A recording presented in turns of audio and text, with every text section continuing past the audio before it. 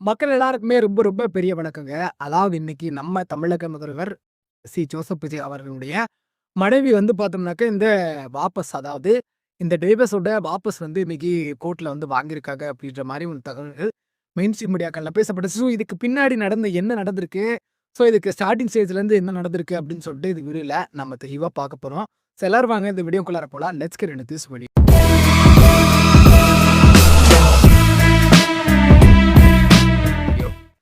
So அதாவது Joseph Vijay அவர்களுடைய மனைவி வந்து சங்கீதா அவர்கள்.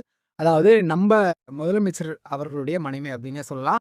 கிட்டத்தட்ட எலக்ஷன் டைம்ல அவரு தீவிரமா வந்து பார்த்தோம்னாக்க, ஒரு ஆக்ரோஷமான ஒரு பிரச்சாரத்த வந்து மேற்கொண்டுட்டு இருந்தது பேரு.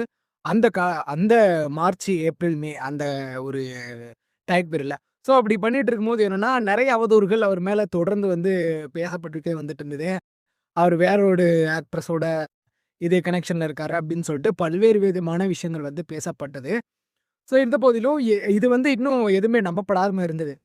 அ இது வந்து சும்மா ஒரு அவதூறுகள். இது மேல அவர் மேல வந்து ஒரு பொய்யான பழி வந்து சுமத்தப்படுது அப்படின்ற மாரி நெறைய விஷயங்கள் பேசப்பட்டுட்டு வந்துட்டு இருந்தது. அதற்கு நம்ப சிஎம் சாருமே வந்து எந்த ஒரு ரிப்ளையுமே குடுக்கல. ஆனா அப்போ என்ன நடந்ததுன்னா, திடீர்னு வந்து ஒரு நியூஸ் வந்து வர ஆரம்பிக்குது. இந்த மாரி இந்த தாவேக்கா தலைவர் அவர்களுடைய மனைவி, அதாவது நடிகருடைய மனைவி சங்கீதா அவர்கள் அதிகாரப்பூர்வமாக வந்து, நான் வந்து இந்த திருமண உறவ அதாவது டைவர்ஸ் வந்து மாத்துறேன் அப்படின்ற மாரி ஓப்பன் ஸ்டேட்மெண்ட்டா வந்து சொல்லியிருக்கிறதா சொல்லி, கோர்ட்ல இருந்து அதுக்கான ஒரு அ பத்திரங்கள் அதாவது எஃப்ஐஆர் அப்படி இப்படின்னு சொல்லிட்டு நெறைய விஷயங்கள் அதுல போடப்பட்டிருந்தது. அதில நெறைய ஏதோ கேஸ் எல்லாம் குடுத்துருக்க மாரி நெறைய சொல்லியிருந்தாங்க. அத பத்தி நமக்கு முழுமையான தகவல்கள் எதுவும் தெரிய வரல. அதாவது கோர்ட்ல வந்து கேஸ் குடுத்துரு அதாவது கோர்ட்ல வந்து பெட்டிஷன் ஃபைல் பண்ணியிருக்கிறதா அப்படின்னு மட்டும் சொல்லியிருந்தாங்க. ஆனா, அத பத்தி முழுமையான விவரங்கள் இன்னும் தெரிய வரல.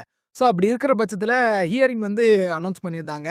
அது இப்போ நாளைக்கு, நாளைக்கு நாளான்னைக்கு அப்படின்னு சொல்லிட்டு தள்ளி போயிட்டே இருந்த பட்சத்தில, இப்போ வந்து என்ன ஆயிரும்னா, இங்க இங்க சங்கீதா அவர்களுடைய அதாவது சங்கீதா அவர்கள், நான் வந்து இந்த வாபஸ் வாங்கிக்கிறேன் இந்த டைவர்ஸ் நோட்டீஸ அப்படின்னு சொல்லிட்டு அஃபிஷியலா வந்து அனௌன்ஸ் பண்றாங்க. இதுவும் மெயின் ஸ்ட்ரீம் மீடியால பேச வருது. ஸோ இதுக்கு இடையில என்ன நடந்திருக்கு அப்படின்னு சொல்லிட்டு நம்ம தெளிவா பார்க்கணும். அதாவது இப்போ நம்ம சிஎம் சார் அவர்கள் இப்போ தீவிரமான ஒரு பாலிடிக்ஸ்ல இருக்காரு. முதலமைச்சராகவும் இருக்கிறாரு. ஸோ அன்னைக்கு வந்து கேம்பெயின் பண்ணிட்டு இருக்கும்போது நெறைய ஒரு அவதூறுகள் பரப்பணும் அப்படின்றதுக்காட்டி நெறைய ஒரு விஷயங்கள் பேசப்பட்டுள்ளது. அப்போ வந்து சிஎம் சாரே சொன்னாரு, "நம்மளுக்கு புடிச்சவங்களே வச்சு நம்ம மேல அவதூறு பரப்புவாங்க" அப்படின்ற மாரி. அன்னைக்கு கேம்பெயின்ல வந்து நெறைய விஷயங்கள் பேசியிருந்தாரு. இந்த டைவர்ஸ் விஷயம் பெருசா பேசப்படும்போது.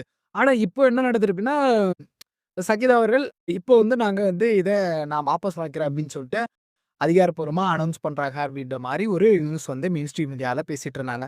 ஸோ இதுல என்ன நடந்திருக்கு? இன் பிட்வீன்ல என்ன நடந்திருக்கு? அதாவது மே 10ல இருந்து இன்னைக்கு வரைக்கும் என்ன நடந்திருக்கு அப்படின்னு பார்த்தோம்னாக்க, அவர்களுடைய மனைவி அதாவது அவர்களுடைய அம்மா அவர்கள் வந்து இருவருக்கும் இடையே பேசி சுமூகமாக வந்து பேசி தீர்க்கப்பட்டது அப்படின்ற மாரி நெறைய விஷயங்கள் வந்து தகவல்கள் வெளியாகிட்டு இருக்கு. அதாவது சோபா சந்திரசேகர் அப்படி அவர்களுடைய அம்மா. அதாவது நம்ம சிஎம் சாருடைய அம்மா. அவங்க வந்து சங்கீதா அவர்கள்கிட்ட மறைமுகமா பேசி, இந்த மாரி எந்த ஒரு பிரச்சனையும் இல்ல. நீ வாங்க வந்து குடும்பத்தோட ஒண்ணா இருங்க. இப்போ வேற இவரு பாலிடிக்ஸ்ல இருக்காரு. ஸோ இதுல நீ வந்து 2 பேர் பிரிஞ்சிருந்தா, இது வந்து ஒரு சலசலப்ப ஏற்படுத்தும். ஒரு அதிருப்தி ஏற்படுத்தும் மக்களிடத்துல. அப்படின்னு சொல்லிட்டு நெறைய விஷயங்கள பேசப்பட்டு, அவர்கள் இருவரும் ஒன்று சேர்ந்து வாழ்வதாக அதிகாரப்பூர்வமாக இன்னும் எதுவுமே அனௌன்ஸ் பண்ணல. இப்போதைக்கு இந்த ஒரு டைவர்ஸ் நோட்டீஸ வந்து பார்த்தோம்னாக்க, வாபஸ் மட்டும் தான் வாங்கியிருக்கேன் அப்படின்ற மாரி நியூஸஸ் வந்து வந்திருக்கு. வந்து அபிஷியலாவே அனௌன்ஸ் பண்ணிட்டாங்க.